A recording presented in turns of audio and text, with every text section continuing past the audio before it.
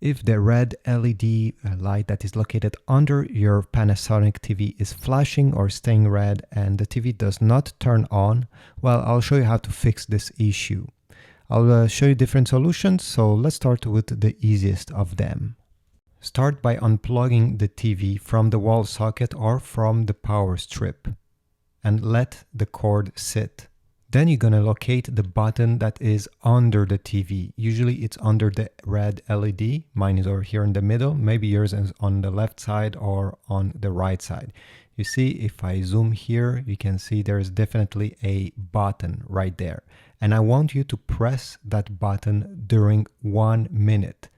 Although the TV is not plugged, this will drain the remaining power from it. So keep this button pressed during a full minute. Then go ahead and release it. Now before plugging back the TV, I suggest you wait 5 minutes. Do not touch anything, just let it sit. After that, after 5 minutes, you can plug it back. But I suggest you do not use a power strip like this one, or maybe yours has a surge protector. Try plugging the TV directly into the wall socket instead.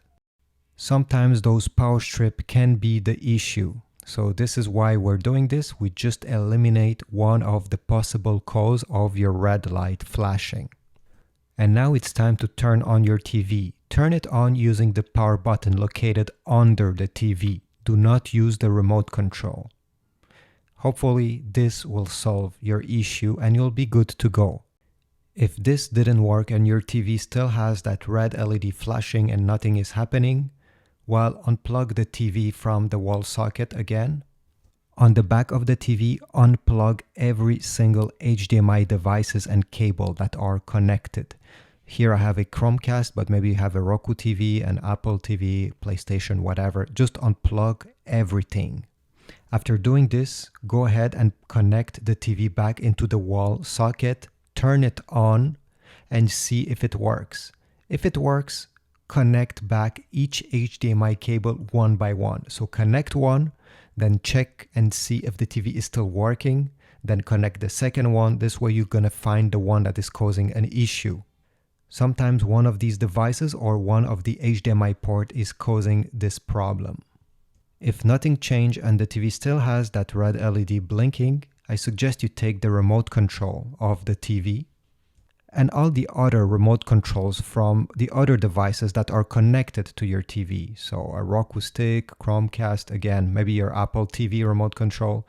Take those remotes, remove the batteries, and then press this power button during 30 seconds. Again, this is just so we drain all the remaining energy from the remote control. After 30 seconds, remove your finger, and I suggest you press very hard on each button, because sometimes one of these buttons has some residue, some dust, some dirt that is trapped under it, and if one of these buttons is not making contact properly, it can affect the whole remote control. So go ahead, press very hard just to try to dislodge whatever was stuck. Then put back the batteries, and I suggest you use brand new batteries because again, this could be one of the issue causing this problem. Even if you have still a bit of juice left in your batteries, if they're not full or almost full, some remote control won't work properly, unfortunately. Okay, now once you're done, go ahead, power on the TV, and if it's not working, try to do the same exact thing I just showed you with the other remote controls of the devices that are connected to your TV. Now, if nothing is working that I just showed you, the problem could be a hardware problem where you cannot simply fix it without opening the TV. There's many different components making a TV, and many of them, when they're failing, can cause this red blinking LED. It could be the main board that you need to replace, and in this case you can go on eBay, there's a bunch of them, and hopefully it does not cost too much because most of the time it will be just cheaper to trash the TV and buy a new one, unfortunately. It can also be the power board that has failed. In this case it's a bit cheaper than the main board if you're trying to search for a used one.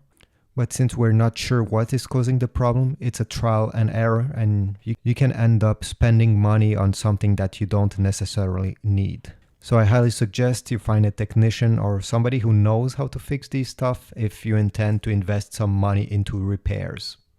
Hopefully one of these solutions worked for you. If so, please leave a like and write a comment down below. Tell me which one worked. If you have another solution that I didn't talk about, please write a comment and I'm sure somebody will be very grateful to read it.